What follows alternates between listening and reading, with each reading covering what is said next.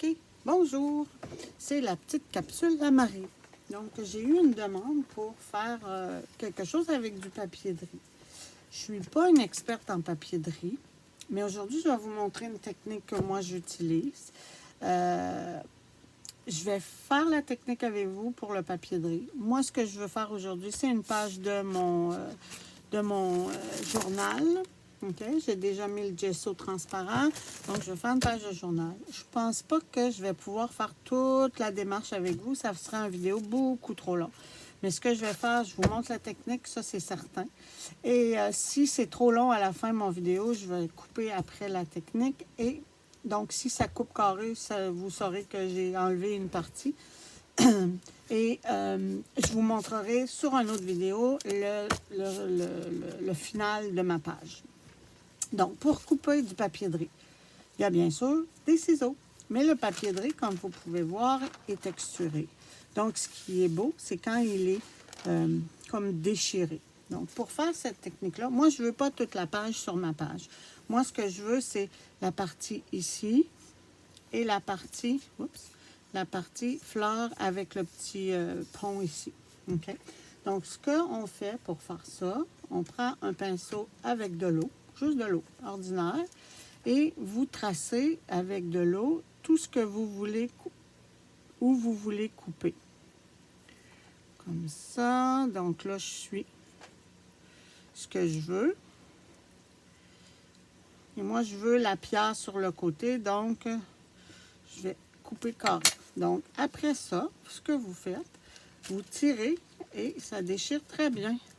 Vous faites attention quand même, là, parce que vous ne voulez pas qu'il vous manque des morceaux. Là. Donc, on déchire, et ça fait quelque chose de plus, voyez-vous, avec des filaments. C'est plus, regarde, que couper carré ici, c'est moins beau. Peut-être qu'à la fin, je vais le couper sur le côté, je ne sais pas.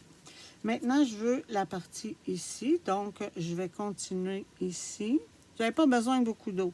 Comme vous pouvez voir, là, ça ne prend pas beaucoup d'eau. Oups, je vais le partir, je vais l'envoyer là. Comme ça, cette partie-là, je ne la veux pas. Donc, après, on continue, on déchire. Voilà, le tour est joué. Et c'est beaucoup plus beau que juste couper. Puis, je vous disais que je vais peut-être le couper, puis je vais en couper une partie parce que je trouve ça trop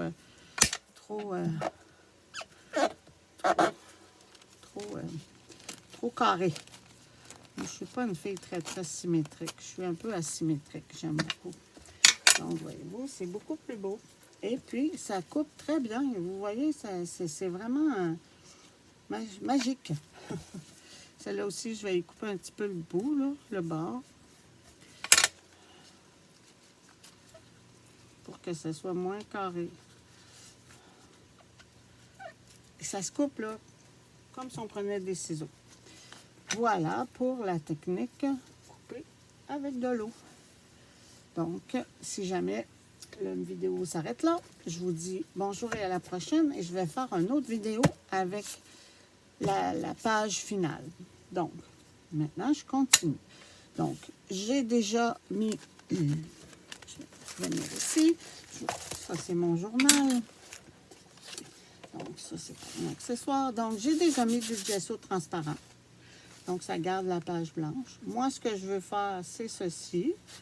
Comme ça. Puis, ce que j'aimerais faire, c'est ceci. Comme si ça se prolongeait. Voyez-vous? Comme ça. Donc, pour coller le papier de riz, ce qui est recommandé, c'est du collage médium. Le collage médium, je vais vous montrer, il y a 3 sortes. Il y a vintage, qui est un peu brunâtre. Il y a mat, qui est celui qui est recommandé pour tout collage de papier de riz, de papier, de tout ce que vous voulez coller. Et il y a la même chose que le mat, sauf que celui-là fait des petites craquelures. Donc, moi, j'ai les 3 petits, mais pour faire cette page-là, le petit, ça ne serait pas assez. Et j'ai celui avec les craquelures. Fait que je vais utiliser celui avec les craquelures. Je vous avertis, il faut désigner un pinceau à ça. Donc, j'ai un pinceau à colle parce qu'après ça, il est comme plus très beau, votre pinceau. Donc, comment ça fonctionne? Vous prenez du collage médium, vous en mettez en dessous où vous voulez mettre votre image ou votre éphéméra ou peu importe. Vous la déposez sur la colle et vous refaites la même chose, mais dessus. Donc, elle est comme imprégnée dans votre papier. Elle devient comme votre papier, votre page. C'est bien entendu qu'il faut la laisser sécher. Donc, et puis, on refait la même chose pour la page, l'autre image de papier de riz que je vais mettre ici. Comme je vous dis, celui-là va avoir des craquelures, mais j'en mets pas assez épais pour qu'il fasse vraiment des craquelures. Fait que je suis pas sûre que je vais avoir des craquelures, mais c'est pas grave. Voilà. Et on en met par-dessus. Voilà. C'est pas très sorcier, c'est très facile à faire. On essaye, si vous voulez pas de bulles d'air, on essaye de les enlever. Sinon, ben, ça peut des fois faire... c'est beau, avec des petits...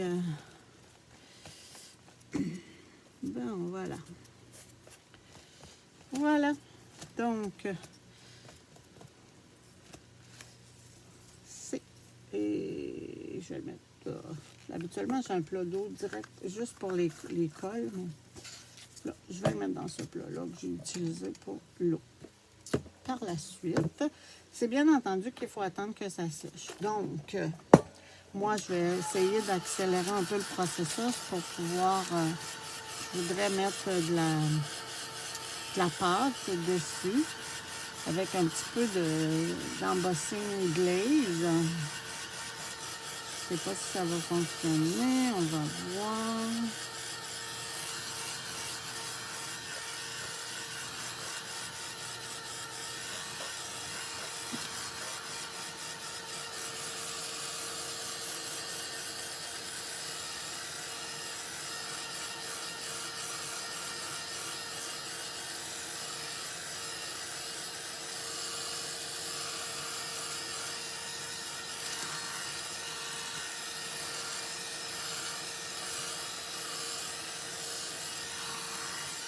OK. Donc, ça, c'est beau. Je vais choisir un stencil. Je vais prendre ce stencil-ci et je vais aller mettre la pâte. Je veux faire texture paste transparent. Moi, je prends celle de Ranger parce que c'est celle-là que j'ai là. Mais vous pouvez prendre n'importe quelle... voyez-vous, j'ai oublié de l'ouvrir. Fait que...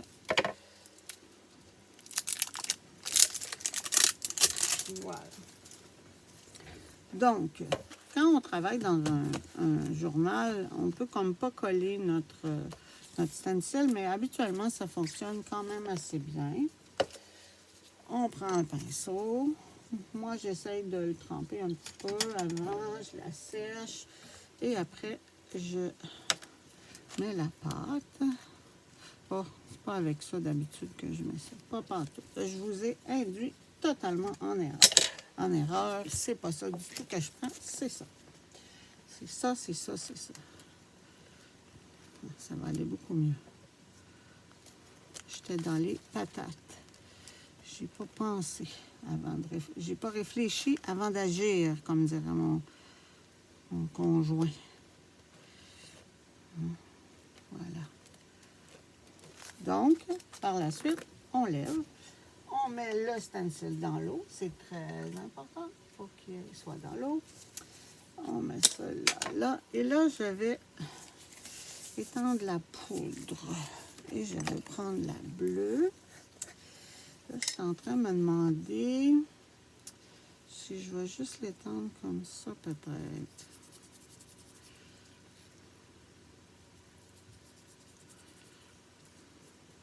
Wow! Ah, il va falloir que...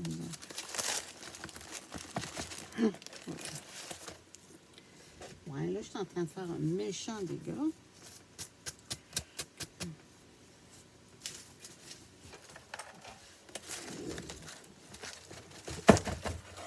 Voilà.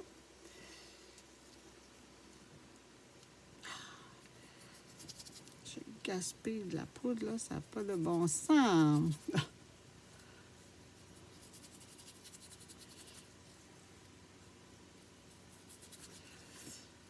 finalement, en tout cas, vous pouvez prendre la technique que vous voulez. Je ne savais pas trop comment, dans mon livre, comment faire pour que ça soit comme ça. Après ça, ce que je vais faire, je vais prendre mon livre, là, vous ne verrez pas, mais je vais aller au-dessus de la poubelle.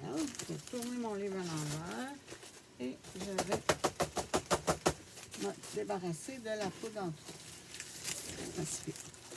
Donc, ce que je vais prendre, je vais prendre mon... Et je vais enlever la poudre que je ne veux pas. Voilà. Oups. Je vais m'enlever un peu là, mais c'est pas grave. Ça va juste finir le tout. Bon. Maintenant, il faut attendre que la pâte est séchée avant d'embosser. Donc, les grains vont entrer dans la pâte.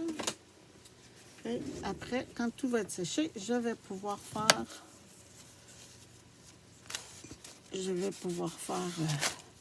sécher le glaze. En espérant qu'il n'y en ait pas trop partout. En tout cas, je sais qu'il y en a un petit peu ici, là. Peut-être quand il sera séché, je vais refaire un... Moi, que je fasse ça au-dessus, puis que je fasse...